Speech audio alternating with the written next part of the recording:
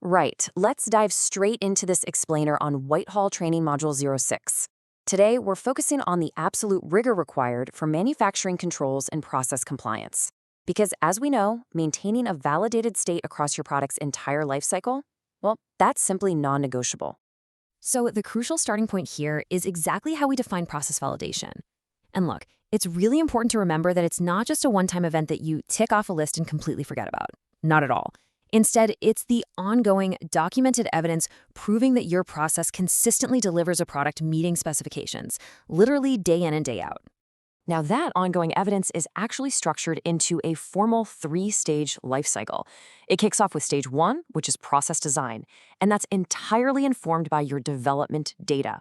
From there, we cross the commercial gateway into stage two, process qualification, often called PPQ. And finally, we commit to stage three, which is the lifelong discipline of continued process verification, or CPV. To actually prove we're maintaining this validated state, we've got to generate a strict, unbroken evidence trail.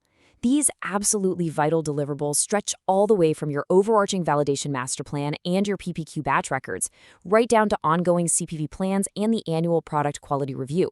It's the whole shebang. Moving on to the factory floor, achieving that level of consistency really boils down to a rather simple relationship. By strictly controlling the how, so our critical process parameters, things like temperature or mixing speed, we actively guarantee the what. And the what are our critical quality attributes, such as product purity, strength, and sterility.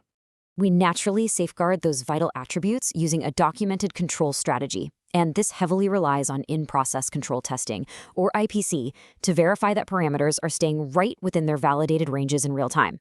The goal here is pretty simple, honestly. We want to catch process drift long before a final release test actually fails.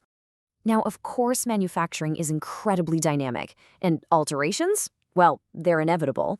We handle these using strict change control disciplines.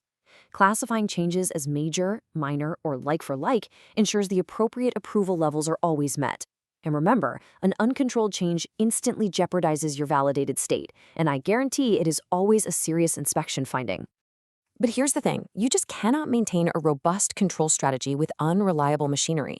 That is exactly why we adhere to a strict equipment qualification framework. We move systematically from installation qualification to operational qualification and finally performance qualification. And this is all backed up by rigorous periodic review and calibration to actively protect against mechanical drift over time. If there is one stark compliance reality you take away from this explainer today, it has to be this absolute rule. Equipment beyond qualification must not be used. Lapsed qualifications are incredibly frequent inspection findings.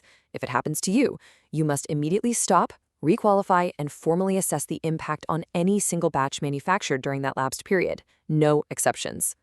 So, to summarize this module and leave you with a final thought, when you look at your own facility's continued process verification, is it genuinely active surveillance, catching drift before it ever happens? Or is it really just static ceremonial paperwork simply waiting for a failure to occur?